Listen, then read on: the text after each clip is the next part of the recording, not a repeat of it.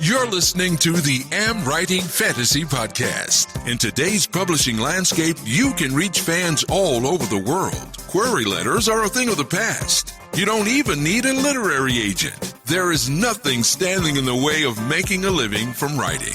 Join two best-selling authors who have self-published more than 20 books between them. Now, on to the show with your hosts, Autumn Burt and Jesper Schmidt. Hello, I am Jesper. And I'm Autumn. This is episode 68 of the AmWritingFantasy podcast, and we decided to talk about how each of us prepare to write our next book. So this is more about, I guess, sort of sharing our personal experiences and thoughts processes rather than a how-to episode. Yeah, and not to mention the times we did it wrong and why we don't do it that way anymore. Which yeah, are I guess we need to think about that too, yeah? Absolutely. There's a reason, especially after so many books and stuff, there's a reason we do things the way we do them now, and not that they won't continue to change and grow, but we got here for a reason, and I think that's sort of a conversation itself. Yeah. So hopefully people will get a lot out of just hearing our experiences here and how we screw things up once in a while. So there should be a few laughs in this one, hopefully. I hope so. Yeah. So how have you been, Autumn? Oh, good. I'm still working on my little cabin and building and practicing safe distancing and a little bit of self-isolation, but mostly just because I'm a recluse and I could have lived my life as a hermit, I think, as long as I have a laptop and a good view and a nice place to go for a walk and probably a construction or a building project. Even if it was rock cairns, I think I could probably entertain myself forever. I've always said if, they need a volunteer to like go to Mars or something, I probably would be fine with minimal social contact and never just occasional internet, talks home, and I'm good. I'm fine. So I'm just rolling with the punches and trying to take this weird world that we've found ourselves in and hoping that everyone else is doing well and staying mentally healthy as well as physically healthy. How are things over in Denmark? No, it's it's fine, as fine as things can get, I guess. All the podcasts I listen to are talking about the coronavirus, so I really don't want to talk about it anymore, to be honest. Skip it. That's what for the first week or two, I think I read like every BBC news story that I could find on it, and I was obsessing about it, but now I go and I read any story that doesn't mention the coronavirus. I just read one about a U.S. multimillionaire who bought the first Bordeaux winery, the first, non-French owner of a Bordeaux winery. That's what I went and read because, I'd rather be reading about French wine. Something feels normal there. Indeed. But it does come with some good things. I mean, because I don't have to drive the kids to school every day, you sort of get more extra time on your hands, which is quite nice. So I've spent some time thinking about how we could use artwork for our world of Elysium going forward. Nice.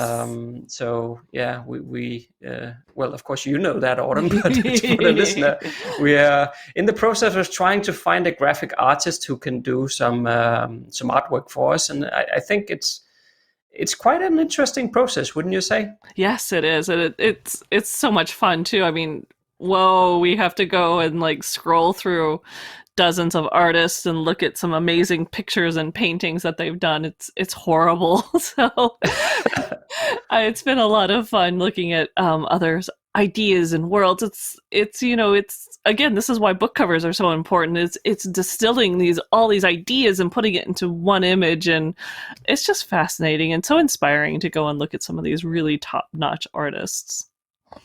Yeah, and there is, of course, differences in quality between, some of them are extremely good and some are like okay, but I think it's also impressive all the different kind of styles that the artists are using, because the more we look into this, the more you can sort of see, okay, this looks really good, but it's not quite the style that we're looking for. So I think that makes it an interesting process, that it's not only about you can find a pretty good looking picture, Mm-hmm. but it's not quite in the style that you want it, even though there's nothing wrong aesthetically with the picture itself, but it's just like, it doesn't gel with the feeling that we want to get. So I think that's quite interesting. It is.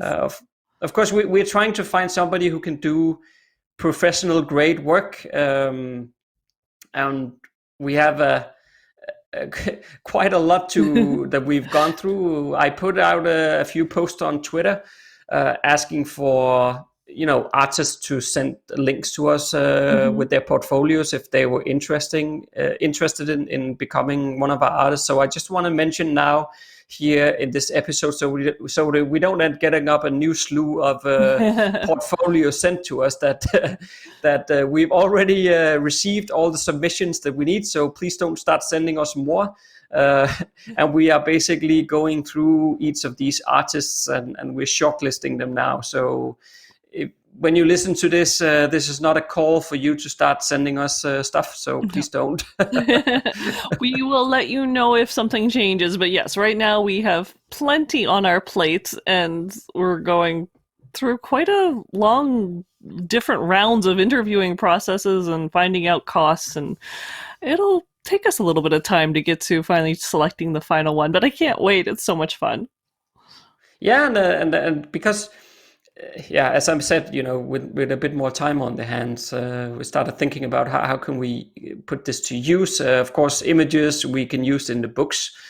We can also use it on the website, which we haven't created yet for our fiction, but that will come. It'll come. And then also, we could also be thinking about creating some sort of collector's edition books of our world, filled with amazing colored artwork. That would be pretty cool. That would be, and we just had that episode where we talked about publishing on Ingram Sparks, and you can do a hardcover, but there's a lot of people doing some launch packages that have like note cards and some swag, and sometimes even like a whole fancy box. So there's a lot we can do with this artwork. Oh yeah. So we could basically create sort of like a lore book with images in it for the world of Elysium. That would be pretty cool. I have no idea if anybody would buy it, but it would be pretty cool to make. It would be really cool to make. And it'd be really cool, like I said, that especially like once we have a trilogy, or actually we're planning 6 books, once we have the whole kit and caboodle, having like a really fancy package that you could buy that has some of the artwork and some of this and some of that, and it'd just be a lot of fun. Maybe the map, it'll be really exciting. Yeah, absolutely. And like in episode 66, so that's 2 episodes back, when I talked to Joanna Penn, we also discussed like multiple streams of income for authors. So this is kind of the thing to think about, right? How can you put, for example, artwork into creating other streams of income, which prompted me to start thinking about something else as well. And because, back in the day when I was still a young person, story time, I loved to do miniature wargaming back then. And I also I had sort of a shorter revisit back to miniature wargaming, like, I don't know, 5-10 years ago, maybe, something like that. Mm-hmm. And then I haven't touched it for a long while, but it's always been something my brother and we like to do that together. So it's something we wanted to get back to. But then with more time on my hand again here these days, I started thinking about, but this kind of artwork that could come into play if we actually created some sort of fantasy wargaming books with relating to that, and we could reuse some artwork there. So I'm thinking to get back into that hobby again and try to create some sort of system agnostic rule books that everybody can use no matter what kind of wargame that they play, but then they can set it in the world of Elysium. I think that would be so freaking cool. That does sound really cool. So there's a lot of it's always, anytime you can find a multiple use for one thing, it's probably a good thing to go for. Yeah, absolutely. And it would be another stream of income, and I'm really excited about this, to be honest. A week on the internet with the AmWriting Fantasy podcast. So it was quite funny actually, and probably, or most definitely, completely by coincidence. But to keep it on topic about artists, Joe Malik posted in a picture in the AmWritingFantasy Facebook group about an image of a woman shooting a bow. Did you see that? I did. I was going to say, I just happened to have stumbled upon that earlier, and I was like, oh, we're talking about art, and that's the one, of course, that just popped into my head. And it's it's awesome that people share not just writing tips on the Writing Fantasy group, but that they're sharing this artwork. And he especially said, 3 guesses to what's wrong with the picture. So yeah. I like that, because his quote was like, do your homework, people. Don't accept sloppy research from your artists. So yeah, I agree. It didn't take me long to notice what was... There's some really horrible stuff with this woman with the bow. Yeah, I don't know what happened there. I don't know either. The image itself at first glance, you're like, oh, she looks rad and kick-ass. And yeah, it looks cool for sure. Looks cool until you look at some of the details and you're like, is she just about to whack herself in the face if she actually pulls the quiver? And how is she holding that thing? Is it through her arm? Anyway, so... Yeah, there was 5 different things. So for the listener here, so the image is pretty cool. This woman with a bow, she's sort of shooting out of the picture towards you as the viewer. Yeah, she's got her teeth gritted cool. And her hair is it looks really cool. Yeah, very rough. But of course, the very astute authors in the AmWritingFantasy Facebook group were quite quickly to point out the errors.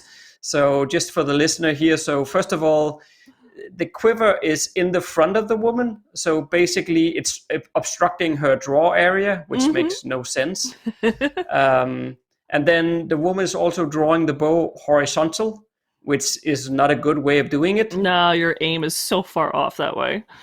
Yeah. And then the arrow is actually resting on the bow a few inches above her hand. And usually you would use your hand to help guide the arrow. So that's another slight mistake there. And then the bowstring is drawn in such a way that it rests against the inner arm and behind the arm guard. Yeah. So basically, if she was going to release that bowstring, it's just going to catch on the arm guard. Yep. And then... it also looks like the bowstring is actually behind the quiver. So I guess it's going to get caught both in the arm guard and the quiver. So there's quite a lot of issues there. It is. I mean, to me, especially the bowstring and the quiver being in front of her the string, I'm just like, really? The quiver and this is going to be a total... She looks angry because, man, she's in a bad position. Maybe that's why, yeah. Planning to shoot that. Yeah, but that's what's fun with the group. I mean, they ask questions from, pulling apart, fantasy pictures and making it a really good point that, hey, if you're going to go pay for a picture, make sure you're getting something that, some reader is not going to sit there and laugh at. But there's some great suggestions there about... I noticed somebody was looking for a cross between a dragon and a vampire and trying to come up with a name. So there's so much fun stuff going on in there. Yeah, I like that one as well. And I also thank you, Joe, for sharing that image in the Facebook group, because I as you just said, Autumn, I think there is a good point to be made there about the fact that you might be hiring an artist to do some work. And like we just talked about, we have quite a lot of work that we're going to hire an artist to do. But at the end of the day, it is still, as the authors, it is still our responsibility to make sure that the outcome is what we need it to be. So yes. If the artist is making mistakes, it is, at the end of the day, still your responsibility to check it and make sure that it's okay and there's no mistakes in it. Even though I fully get the argument about saying, well, the artists should do their homework and they should know what they're doing. For sure they should. But you're the one putting out the picture afterwards. So you need to quality check stuff. Definitely. And, I think you should both be aware. I mean, even if you're writing the scene, hopefully, you should know how to actually hold a sword or hold a bow and arrow. And it's awesome if you get a chance. Of course, right now with self-isolation, you probably can't go take lessons on sword fighting or archery, but you can watch YouTube and see how it's really done, and it'll help make your fighting and everything else that much more authentic, which is fantastic for your writing as well as your artwork. And on to today's topic. So, where do you want to start, Autumn? With how are we preparing to write our next book? I was gonna say, is that upon how you're gonna start your writing? Well, and it's funny because we're starting together our own book, which is slightly different from even how it's more, I think, how you plot than how I would normally start off on a book. But I definitely am adapting some of the things we're doing, and let's talk really quickly about how you started your first book, and then we're going to see how we got to where we are. I think that'd be really fun. And and then afterwards we can also just touch slightly on fiction versus nonfiction, because how I prepare for those two things are also slightly different. That's true. You're much better at the nonfiction. I mean to write nonfiction, but without your help, I don't think I'd ever get there. Or without my husband's help, I've written nonfiction, but only with someone else prodding me on. It's not nearly as much fun for me as fiction. No, well, as long as you edit all my mistakes, then I can write the content. That's true. No, but starting out. So I think I might have talked a bit about this on past episodes as well. Mm-hmm. But when I first started out, I probably did what I think most people do in preparing to write the next book. So I came up with something. I thought, well, this sounds like a cool story. Let me write that. And then I just started writing. And that was it. And I think that's probably what a lot of people do. I think so. Nothing necessarily wrong with that, but it's just... At least I feel like when you're starting out, that's how you end up in the ditch pretty fast, and that's where I ended up as well. I think I did the same thing. I had a short story idea in my head about a woman who had elemental magic, and I didn't have anywhere I wanted to go with it. It just wasn't. I daydream a lot, and so it wasn't going anywhere in my head. And then I happened upon a painting that was sort of Mediterranean, and I thought, wow, I wonder if she was in that world. And an idea took off, and I just started writing it. And I think I was on chapter 3 when I realized I was totally lost and didn't know what was who. It just had some gut instinct of they go here, here, and here. I had a world map because I love maps and I love drawing things, but I didn't know what they were going to do and what was going to happen. And even then, once I finished the book, I had to rewrite it. I had to go back and develop characters. I had to go back and develop the world a lot more. I tore it apart, rewrote it 3 times. And even once it was published and I realized, despite all of that, I really enjoyed it and I wanted to write a sequel. And I hadn't even considered where this trilogy ended up was going. So I do things a lot different now. Yeah, I had a bit of the same problem because, first of all, I didn't quite understand how important the characters were. So, I had the overall story. I had some gods in mind, and I want this and that to happen. They're very big picture, fantasy kind of thing. So I had that in mind, but I didn't quite understand how important the characters were. So that was definitely missing. And then also, like you said, I didn't quite know where I wanted to end up with it. So it was like I had this concept in mind, and I just started writing around, really understanding where I was going. I especially remember the very first draft. I probably wrote 15 different drafts, but the very first one I started writing, I thought, this is really cool. So, and I'll probably also maybe 3-4 chapters in or something. Then the main character got hurt, and then I was like, how do I then deal with that? Then I came up with, but then they can just go over here, and then there will be some healing over there. And then I started going over there, and then I thought, but something needs to happen.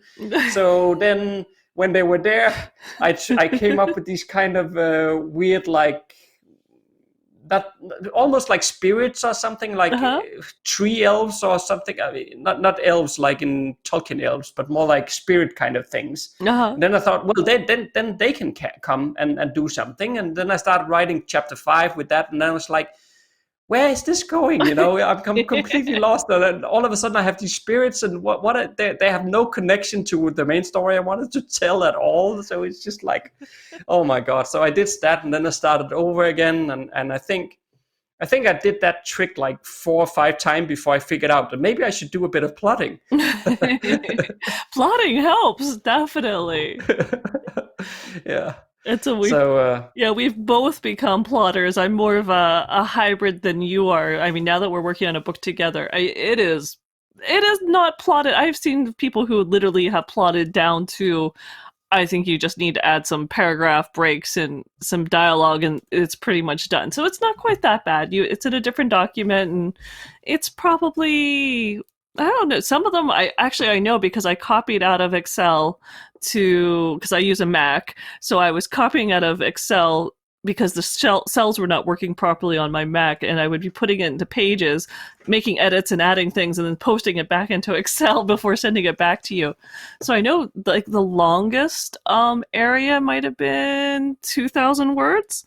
So that's that's almost a full chapter. That is almost a full chapter, but on average they were maybe 800 words.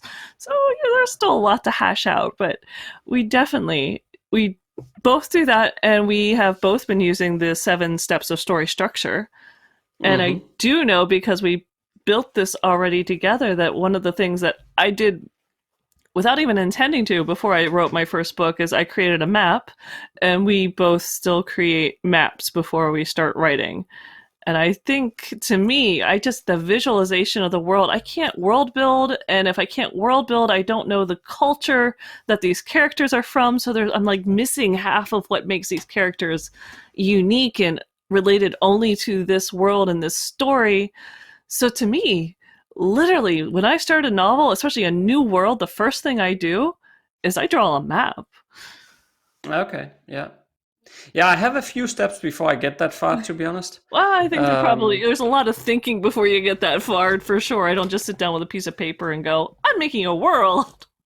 Yeah, well, it does come quite I saw some, I don't remember if it was on Twitter or if it was on Facebook, but I did see, it's been within the last week, I saw some people debating, even if it was in our own Facebook group, I'm not sure, I can't remember where I saw it, but there were some people debating whether or not you were world building before or after you wrote the story, and some people were saying, well, I don't understand why you would be world building before, because you don't know what story you want to tell.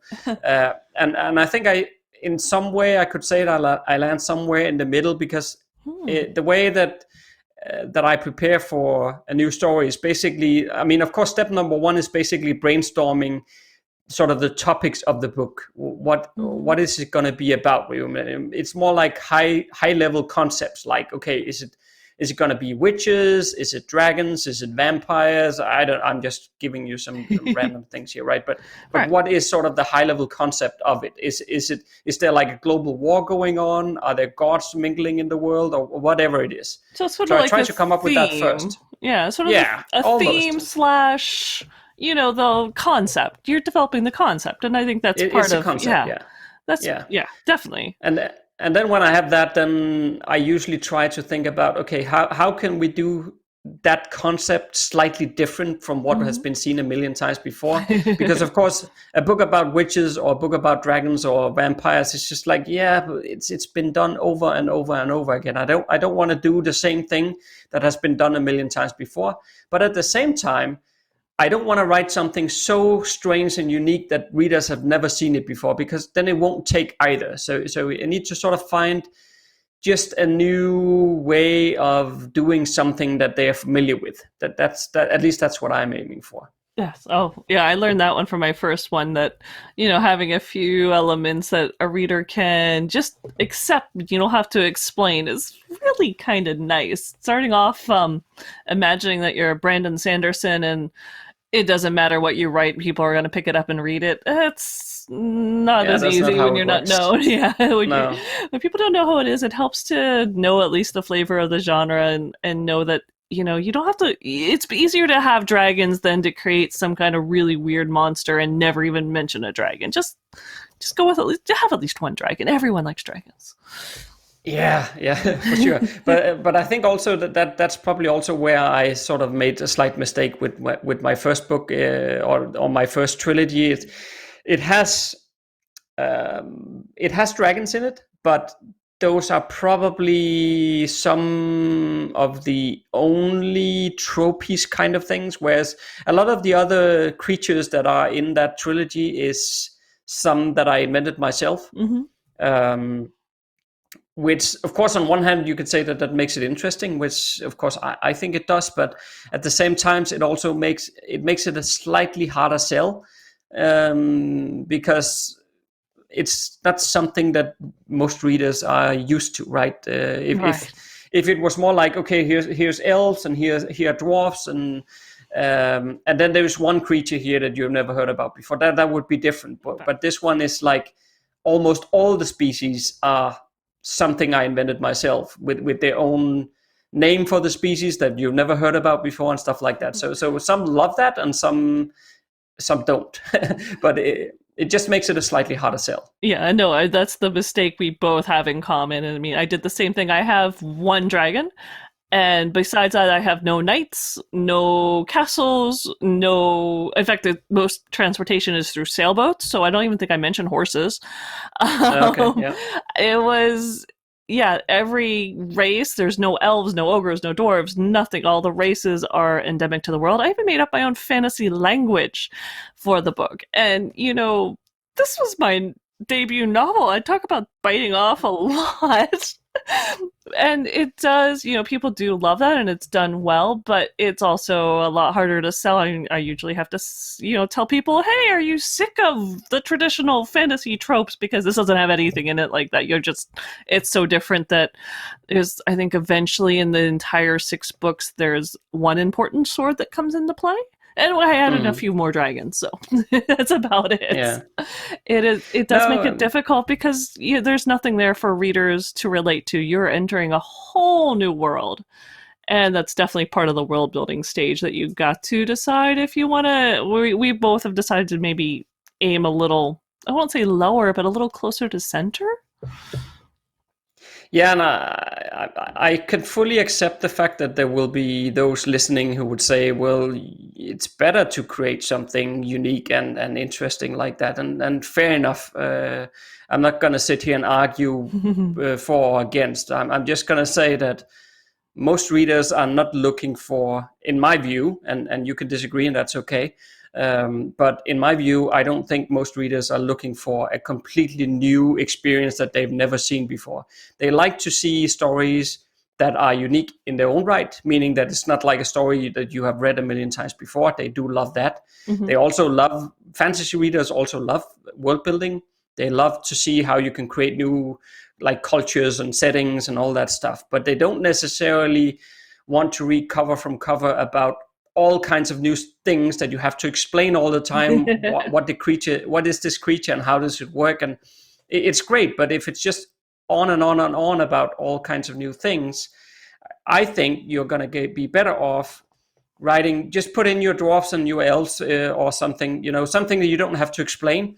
And then in between, you can sprinkle some new stuff. I mean, we created some new stuff for our next series. We have underwater dragons, for example. I think that's pretty damn cool. But it's not something new in the sense that we have to start explaining a ton about what is a dragon. People know what a dragon is. Yeah. These are just living underwater instead. So it's a different way of it. Yeah. Our vampire is actually a dwarf, which is also new. And he doesn't suck blood either. So there's new elements in there, but it's built upon building blocks that you are familiar with as a reader. And I think that is probably the better route to take. But again, you can disagree, dear listener, if you want. That's okay. Yes. But that's how I view it. Yeah, and those are the building blocks. These are the decisions that we're going to use these more typical things or build off of these more well-known ideas and concepts. That's something we did before we started writing, obviously, because we haven't started writing the book yet. But even before we started really drafting out the plot. So that's why we're delving into why we chose this.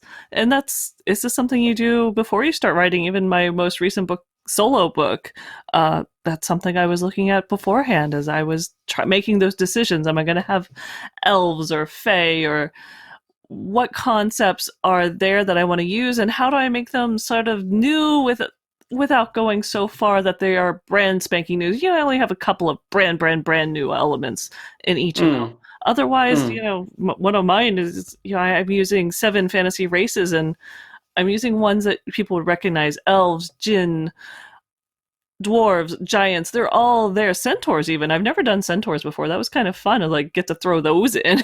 But it was something that was been there before, but there's reasons that they're different and unique to this world. And whether it's the magic or other adaptations, I'm already, that's at this stage when I'm choosing what I want to use, what kind of characters, what kind of races, I'm already starting to think about the world that they're from and why they would be the way they are. And also thinking about the magic. To me, magic is one of those things where you want to do something new with magic, but how? Magic is one of those most complicated things. I started to develop the rules at this point. How is magic going to work so that I can start developing the tension and the hurdles that are going to happen in the story, and how am I going to solve them? Because to me, it's not a fantasy story if there's not any magic or dragons. I might have mentioned the dragons before. Well, we don't actually have any dragons at this point in time in our next series, so that might be some. Well, we have underwater dragons. I was going to say we have the underwater dragons. We're fine. Yeah, so maybe that counts. We count. Yeah. So, but I agree in the sense. For me as well, I think that the world building at this stage, so okay, I've brainstormed some sort of thematic or concepts for the book. At this point, we have also created a synopsis for our book. We actually have an upcoming book on story ideas that we're going to release within the next couple of months, which will explain how at least we go about creating a synopsis. But that is extremely high level. It might be 5 lines of text. That's yes. So, but at least then we know what it is, and then we move into world building at that point in time. And to me, I think this is so incredibly important because. And again, people will have different opinions, and that's okay. People have different processes, that's also okay. But doing the world building at this point, before we do any sort of plotting or outlining of what the story is going to be about, is so beneficial in my mind. Because as well as you've seen, Autumn, as you've gone through the outlines as I've been sending to you, I mean, if we had not done the world building first, there would be so much I would not have been able to. Now it's all of it is weaved into all of the chapters, and I was only able to do that because we did all the world building up front. Mm-hmm. No, I agree. I would have so much. Just so many inputs. Yeah. So many inputs that we would be missing there. Yeah, it's so much more in depth and involved and unique because we did the world building first. And I mean, I saw that when I wrote my first one without having world built very well, is that's half the reason I had to rewrite it, because it was so boring and there was so much missed opportunities because I didn't know the world until I wrote the book the first time, and that's why I had to rewrite the entire 105,000 words again, because then I finally knew the world, even though I had my map. But it made me realize how much more detail it has to be, a living document that you create as you go. And so that's why, we've world built. We did do a map before we really got into some of the world building. And I think that's partially because having a map and suddenly looking at some of the things like where the deserts are and where the forests are and where there's oceans and where the landscape, then you can it helps you trigger some things that you might not think about otherwise, because you look at the real mechanics and physical nature of a world. And, the creatures that would then evolve there and the customs that would happen after 100 years of living with a desert that kills you and things like that. Yeah, that's pretty cool as well. I like that. Yes. I like our desert. Oh, I love our desert. It's quite deadly. Yes. We were having a little bit too much fun when we were world building our desert. Probably. Like, I got a new one for you. Yeah. Never go to our desert. If you can be transported anywhere, never go to our desert. Okay. No. I don't care how much money you want. Yeah, but I actually, it's funny you said that around not doing the world building for your first book, because I actually had the opposite problem. Oh, really? Because I love the world building stuff, right? And I love it too much. So when I was doing my first book, I went all in on world building, and I did a ton of it. And I thought, as a reflection here later on, I think that helped in the sense that when we put our world building course together, that was what was able to influence that world building course, because it's like, okay, I think we need to understand what do you need to build and what don't you need to build. Because when I did it first time around for my first series, I built everything. It's like everything I could think of was built. And I had an insane amount of notes for the world, and I used like 10% of it. Oh, that's painful. But it is typical, though. It is very typical. I think I love writing. I think I was just so anxious to get to writing that, I wrote it first. So I did minimal world building. And then I realized what you needed to do to world build, at least quickly, so I could fix it and put it back in my story. So we're about the only thing I think we've ever found that we were opposite ends of the spectrum on. Yeah, honestly, I think I spent 8 or 9 months just world building. It's insane. I mean, and there was so much material. I mean, of course, I knew every inch of that world in detail when I started writing at the end of it. But it's like, but again, when you're first starting out, I didn't think about that. No, but I wasn't thinking in the sense that, well, I'm probably not going to use most of this. I didn't think about that. I just thought that the more I know, the better, because then I can explain it and I can sort of make it part of the story, which is true enough. But what you then figure out once you start writing is like, you only need the tip of the iceberg for all of this stuff. It's good to understand some of the other elements. I should correct myself by saying, it's good to understand a bit more in depth, because that actually bleeds through into the story, even though you don't have to explain it. But you don't need to understand all the way down to the bottom of the sea to too much.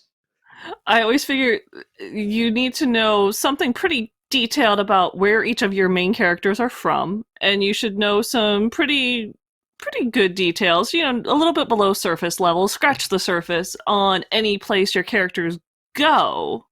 And other than that, you need about 3 general knowledges about anything else in the world that exists that you're not actually going to go physically see. And then you're pretty much good. You can go write. So that was always my kind of quick world building. If you really want to get to writing, at least do that much. Yeah, well, of course, the world building course, which again, it will be later this year. Hopefully, it'll be out. I know we talked about it for a long time, but that will actually lay out step by step exactly what you need to do and what you don't need to do, and as will talk you through how to do each of the steps. So I think it's going to be insanely beneficial. And that was actually, we followed the exact steps that we put into that course ourselves for when we built the World of Elysium. But I guess I cannot quite say how long it actually took to go through the building of the World of Elysium, because we were creating the course at the same time. So obviously it took a lot more time, because we had to explain everything and how we did it and why we did it as well. So if you're just going in, you're just following the teachings of the modules and you're doing the world building, do you have a sort of gut feeling about how long would it take, Autumn? I'm not quite sure, to be honest. I think if you are determined and you want to get through it, you could do it within a month. But I think if you're self quarantining at the moment, you can get this done in like 3 weeks. But I think otherwise, 2 months might be reasonable, and maybe a little bit more. Yeah. I think it probably depends on how much time you're putting. I mean, if you're doing full time, you could probably do the world building in a week or something, and then you'll be good to go. But if you're doing like 1 hour here, 1 hour there, then maybe a month or something to go through the modules. But concentrated focus. A week, and you probably have all the stuff you need for your world. And compared to the 9 month I spent, I think that's pretty good. That is pretty good, I have to say. And I think I even did longer the first time. But again, the first time you're really just figuring this stuff out. I have to say that you spent all this time building the world. I am so surprised you've only written 1 trilogy. I figured I created this world and I know it, and I know the characters so well that I ended up with 6 books. So, and they still sometimes play around with another 3. So, yeah, once you develop a world, that to me is the benefit, is you can just write some books in that world. And so it's worth putting in the time and developing some stuff. But anyway, okay, so we've done for world sure. building. But I agree. But just one more point on that, Okay. because you just triggered a thought in my mind when you said that. No, but no, it's nothing bad. But it was more to say, actually, I did not go back and write more books in that world because I felt like I can do something better. I think that's what I felt when you're first starting out. Sometimes it's like, I just, once I was done with the trilogy, I liked that trilogy. It was sort of the story I wanted to tell. But at the end of it, I felt like I don't want to tell more in this world, even though I know I wasted a ton of effort and time. But at the same time, I think I took a lot away from it. And of course, with the world of Elysium that we built now, we have on purpose built it quite large and expanding so that we can write a ton of things in it. We can also write very different stories in that world, just taking place in different parts of the world. It even have like interconnected different worlds through a center, which I'm not going to go into all the details here. I guess we can save that for readers. But there is a lot of different worlds connected inside the world of Elysium, so to speak. So it gives us lots of playground, and that's on purpose, because of the idea for us going forward is that all our books will be set in Elysium. So we did the world building once now, and we can write a ton of books. We can write 30 books in this world if we want. Oh, easily. With no problem. Yes. So there is like an ongoing benefit of it. But at the same time, of course, if you are starting out, I don't know, you might end up in a place where I did, where it feels like, I don't want to go any further with this. So unless you sort of know what you want to do, it might not be a bad thing to just create a smaller world and just write a trilogy and just feel it out. Yeah, I think for a first start, that's not a bad concept. Is just start with, something small, compact. You can have edges to your map and not worry about what's on the other side, and just develop that so you can get to writing. Yeah. But anyway, so I interrupted you before. Oh, that's all right. I was just thinking I can't believe how you were worried we wouldn't make it to our normal time with this one, and we're already like pushing the end, and we haven't even gotten to writing. So after world building, that's when I think we really develop, our characters more and start doing some character arcs and getting those nuances. And after that, the 7 steps of story structure, so we really know where our hurdles and lulls and what's going to happen. And then we can hopefully write. Then we do the full outline. Then it's a full outline, and then after that, I put some new batteries in my dictation recorder, and then we're good to go. Excellent. So I just wanted to make sure that we got through all of the steps, but we actually world build before we do our characters, because without knowing, what kind of races and stuff that they're from, we don't know some of their nuances. You could be setting your character up for something totally the wrong type of character for that culture, or missing half of what's important about that culture, and a lot of tension and really excited things that you only know once you actually develop your world. Yeah, I fully understand and respect that there's counter arguments to that, but at least that's how we see it. I mean, I could not create either characters or the outline without doing the world building first. I just don't see how you do it later.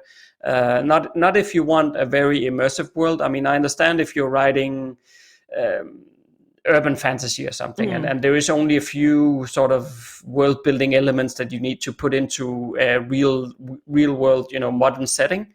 Then I guess I can see how you could do it on the fly, a bit here, a bit there, and sort of, okay, there is this one part that is fantastical, so I'll just develop that as I get to it. I guess I can understand that, but I still feel like doing the world building up front makes a massive difference in the output afterwards. But that's how we view it, and it's okay that some people will disagree with that. Yeah. As long as we agree with each other, since we're writing a book together, that's I guess that's a good start. That's a good part. But I mean, since I've written an urban fantasy, something that's set in basically modern times, not this modern. I'm not sure if I'm going to add a pandemic to my story yet, but it's set just about now, a few years before, hopefully. And I didn't have to do much world building, but I had to think about some concepts, some fae things, and some historical stuff, and throw those kind of things in. But for that one, I kind of already knew a lot about the characters, but I had to think again how to make it unique. You still do those concepts and those twists of, okay, I want to write this type of story, but how can I make it mine, even though it's set in this world and it's in the urban fantasy genre? I want to make it, I call it a fae post-apocalyptic novel. So it's related, but it's also uniquely mine. You pick it up and you gotta have to learn a few things like how magic works and what's happening in the world. Those are important things to make sure you know before you delve into the writing and before I delved into the really developing the characters and figuring out the rest of the plot, which even when I'm on my own, it might not be as in-depth as when we're together, but I still run through the 7 steps of story structure. I have outlined the entire trilogy, though actually for this one it's a series. I know exactly where all the books are at least going for at least, a paragraph to 2 to a full page about each of the 7 steps so that I know really what's going to happen before I really sit down and start writing and going for it. And all this stuff about 7 steps of story structure, dear listener. I mean, we're going to release a book in the next month here, hopefully before summer, where we explain our step-by-step guide on how we go about outlining. So you can pick that up once we get that far. But there is also a video on the AmWritingFantasy YouTube channel about the 7 steps, so you can go and look that up in the meantime. And if maybe you are interested, like in a quick summary sort of way. Maybe we'll eventually do a more in-depth podcast on it. But for now, there's at least a YouTube video. Sure. Yeah, for sure. I promised to just touch upon nonfiction as well. So that's right. I'll just do that before we close out really quickly here. So when I'm going about preparing to write a new nonfiction book, one of the first things I do is actually to read a lot of books on the topic that I want to cover. And why I do that is basically because a lot of the time I have my thoughts on what I want to say. And it's not that those thoughts at all is going to change. And that's not why I'm reading the books, but it's more like those other authors who wrote books on the same topic often cover the same topic from different angles. So basically what I'm getting out of reading them is my like, oh, okay, yeah, I hadn't thought about this from this point of view, or and that just allows me to, when I then sit down to write, I sort of know, okay, these are the things that I should probably think about tackling in this book, right? Because otherwise it might be very one-dimensional, because it's just the way I view it. Whereas if I read a lot of books on the topic, I also often end up watching a lot of YouTube videos that tackles that subject matter that I'm going, just to get other perspectives about what are other people's angles on the subject matter. It's not so much about their opinions, but it's more like what are the angles that they're going to tackle the subject, where they're coming from, and that I can build in those nuances, basically. Yeah, and not only just reading those other books, but reading the comments and the reviews about those other books and YouTube channels, because then you see what readers like, what they got out of it, and also where maybe they like, hey, you never said about this, and you're like, oh, I should mention that then, because it gives you ideas of topics to put into your nonfiction. Yeah. So basically, that's what I do first. All right. So I collect all my inputs there, and I write up my notes, and I usually put the notes into chapters and subchapters, then where they belong. And once I have that, then it's a pretty messy document, but it's divided into the areas where I want things, so I know where they belong, and then I'll basically just start writing, and that's it for nonfiction. All right. So it sounds simple, but it's a lot of work, I can promise you. And that's probably why I have yet to do one solo. Maybe one of these days. Yeah, maybe. Who knows? You don't have to. Thank goodness.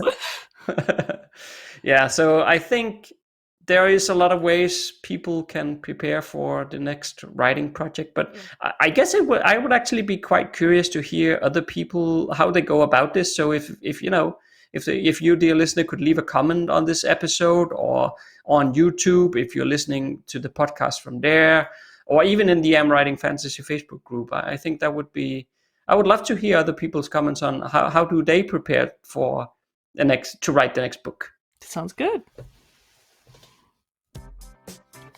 So next Monday, Autumn and I will share some personal details as we discuss each of our journeys as writers, good and bad. Ooh.